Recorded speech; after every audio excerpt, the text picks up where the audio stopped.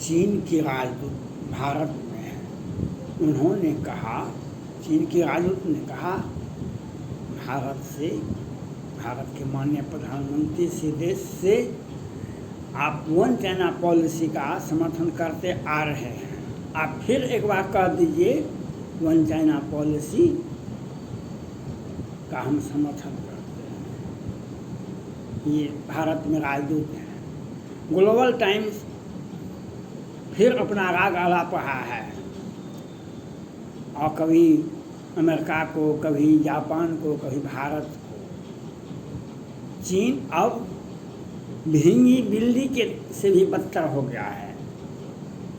वह अमेरिका को भी नैन्सी पॉलिसी के मामले में कहता था चीन, जो चीन के पीएलए से जो भिड़ेगा, चीन से जो भिड़ेगा उसे अंजाम भुगतना होगा, वह राख हो जाएगा। वह अब तो चीन का हालत जंगल के उस घायल शेर की तरह, बूढ़ा शेर की तरह हो गया है, जो उसे छोटे छोटे जानवर भी खा रहे हैं।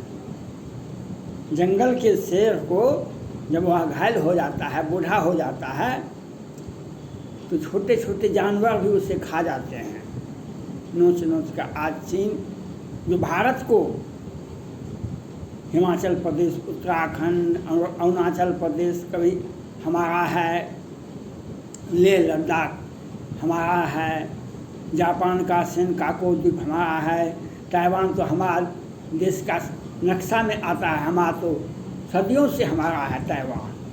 लेकिन आज वह चीन कहाँ गया? वह चीन कहाँ गया आज?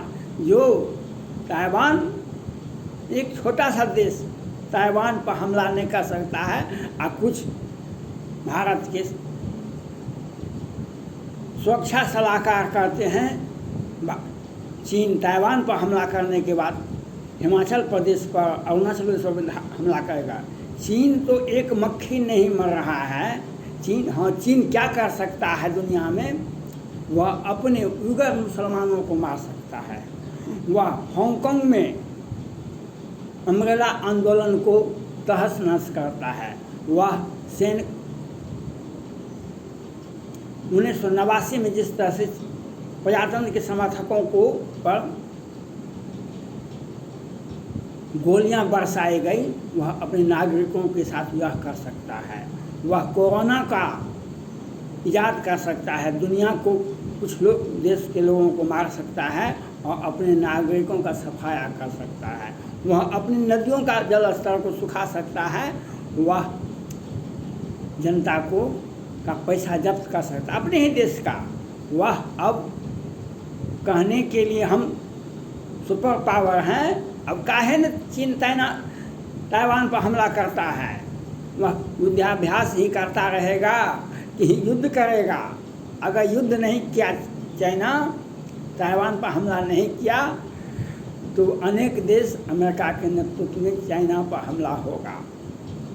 और चाइना हमला करता है तो वह उसका रूस सुपर पावर है, उसका हथियार भरोसे लायक है। वह तो यूक्रेन में इस तरह से बर्बाद हुआ जो उसका चाइना को मालूम होगा। और चाइना को उसका कौन सा हथियार है दुनिया में जो वह चाइना से बाहर निकल के हमला कर सकता? कोई भी हथियार चाइना के पास में नहीं है जो दूसरे देश में जाकर के हमला कर सकता है। उसका कोई भी हथियार अपने ही सीमा में रह सकता है। वह दिखावटी जनता को बरगलाने के लिए है। अगर उसका हथियार होता तो ताइवान पर काहे नहीं हमला करता? इतना दिन से काहे के लिए सेना पर खर्चा कर रहा है?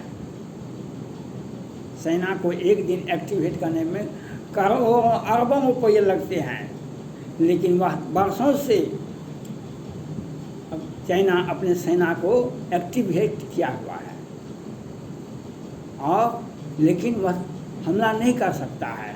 क्यों? हमला करे नहीं कीजिएगा तो दूसरे देश कर देंगे। अब अमेरिका से उलझ रहा था, भारत को धमका रहा। अमेरिका को तो 100 बार धमकाया, भारत को भी धमकाया, वियतनाम को भी धमकाया, ऑस्ट्रेलिया को धमकाया, फ्रांस को धमकाया। अब वह खुद दुबक के बैठ गया। अब वह ताइवान को जल्दी से मिला लेते। चीन से हम आग्रह करते हैं, चीन के राष्ट्रपति शी जिनपिंग साहब से जल्दी ताइवान को मिला लीजिए। अगर ताइवान को नहीं मिलाने में विलम्ब कर दिए तो दुनिया की सेनाएं, अमेरिका के न तुम 30-40 देश की सेनाएं आप पर कहीं हमला न कर दे, कहीं आप पर हमला कर दे तो आप भी पाकिस्तान की तरह टुकड़े टुकड़े में बंट जाएंगे। पाकिस्तान 1971 में 2 भाग में बंटा, लेकिन चाइना का तो कई एक भाग हो जाएगा। इसलिए चाइना के राष्ट्रपति शी जिनपिंग साहब से आग्रह करते हैं, आप तत्काल ताइवान पर हमला कर दीजिए। अगर ताइवान पर हमला नहीं किए तो आपका कमजोरी दिखा रहा है। आप किसी भी छोटे से छोटे देश को तो आप हमला नहीं कर सकते हैं। तो संधि कर लीजिए, आत्मसमर्पण कर लीजिए। दुनिया को डराइए मत। कोरोना से आपने डराया दुनिया को। आपके कितने हजार नागरिक मारे गए, कोरोना से कितने मरे, लाखों लाख करोड़ों आपने नहीं बताया। लेकिन जो दूसरे के घर में आग लगाता है उसके घर में आग स्वतः लग जाता है। आपने दुनिया के आर्थिक स्थिति को तहस नहस करने के लिए कोरोना का इजाद किए। अपना वैक्सीन बेचेंगे, अपना सुई बेचेंगे, अपना दवाई बेचेंगे, लेकिन आपके नागरिक कितने मरे। बहुत दिनों तक अमेरिका, भारत ये सब अपना वैक्सीन का शोध करके बना लिया और दुनिया को दिया, लेकिन चीन का वैक्सीन भी सफल नहीं हुआ और वह हथियार के बल पर दुनिया को डराता था। अब क्यों नहीं चाइना, ग्लोबल टाइम्स और कौन सैनिक पत्रकार और कौन है, वह क्यों नहीं ताइवान पर हमला कर रहा है। युद्धाभ्यास को रोक दीजिए, आत्मसमर्पण करना पड़ेगा चाइना को। अगर नहीं किया चाइना आत्मसमर्पण तो क्वाड के बहुत सारे देश आप पर हमला नहीं करते। इसके लिए आपको अब आप युद्ध की धमकी देते देते आप खुद युद्ध से भाग रहे हैं। आपको तत्काल ताइवान पर हमला करना चाहिए, जापान पर हमला करना चाहिए, अमेरिका पर हमला करना चाहिए, भारत पर हमला करना चाहिए। कीजिएगा न तो नहीं कीजिएगा तो आप पर हमला कर देंगे। और रूस तो 6 महीना तक यूक्रेन के युद्ध में जिंदा है। अगर कहीं आपने हमला कर दिया ताइवान पर या भारत पर या अमेरिका पर, कहीं विश्व के किस छोटे से देश पर अगर चाइना ने हमला कर दिया तो चाइना कुछ घंटे में उसका सर्वनाश हो जाएगा, उसका सर्वनाश हो जाएगा। क्योंकि चाइना का हथियार दिखावटी है, कोई भी हथियार उसका काम के लायक नहीं है। और भारत को धमकी दिया, उसे पता है चाइना को 400 मिसाइल सिस्टम पहले ही भारत में की सुरक्षा में लगा हुआ है। आप कैसे हमला करते भारत पर? आप अपनी जनता को बेवकूफ़ बना रहे थे। आप ताइवान पर हमला कीजिए। ताइवान पर हमला नहीं कर सकते हैं तो कौन सा देश पर आप हमला कर सकते हैं? आप दुनिया के लिए, मानव जाति के लिए आप खतरा पैदा हो गए हैं। शी जिनपिंग साहब, आप मानव जाति के लिए, क्योंकि आपने श्रीलंका का क्या हर्ष किया, आपने अपने देश का क्या हर्ष किया। इसलिए आप जो हिटलर और मुसोलिनी का कहानी मैंने पहले भी वीडियो में कहा था, आप कम्युनिस्ट पार्टी को पढ़े हैं, कम्युनिस्ट पार्टी को पढ़े, साम्यवाद को पढ़े हैं, हॉब्स, लॉक, रूसो को नहीं पढ़े हैं। चाइना को अपने वह जो नीति अपना रहा था, धमकी की नीति, आज वह चाइना का धमकी का नीति वह उसे ही अपना उसकी बर्बादी का कारण बनाए।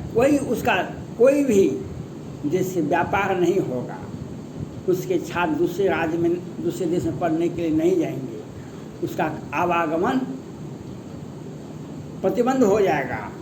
और कहीं एक भूल चूक से भी किसी छोटे देश पर भी अगर हमला किया तो इतिहास में उसका वह जो चाइना है, हांगकांग और सारे राज्य उसके बिखर जाएंगे। और चीन का संवाद का एक कहानी है, सत्ता से जैसे बेदखल हुए आपका इहलेला भी साफ हो जाता है।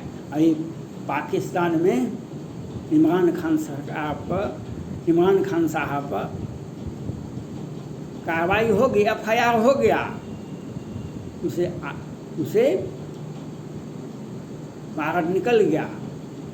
पाकिस्तान में होता है, चाइना में क्या होता होगा वह तो चाइना समझ रहा होगा।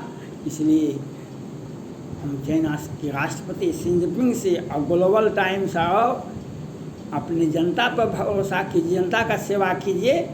ताइवान को, भारत को, अमेरिका को आप जो धमकी देने का जो सिलसिला बनाए रखे थे, वह धमकी को वापस ले लीजिए। और कहीं भूल से भी कहीं आप किसी देश को धमकी दिए और एक फटाका भी फोड़ दिए तो आपका विनाश का कारण होगा। जिस तरह से हिटलर और मुसोलिनी के समय में, आज के समय में सीरिया में हुआ था, जिस तरह से सद्दाम हुसैन का हुआ, जिस तरह से ओसामा बिन लादेन का हुआ, उसी प्रकार से चीन का भी हश्र होगा। इसलिए चीन के सभी पत्रकार और वहाँ के राष्ट्रपति, प्रशासन सभी से आग्रह है, कम्युनिस्ट पार्टी को छोड़ दीजिए और जनता का सेवा कीजिए।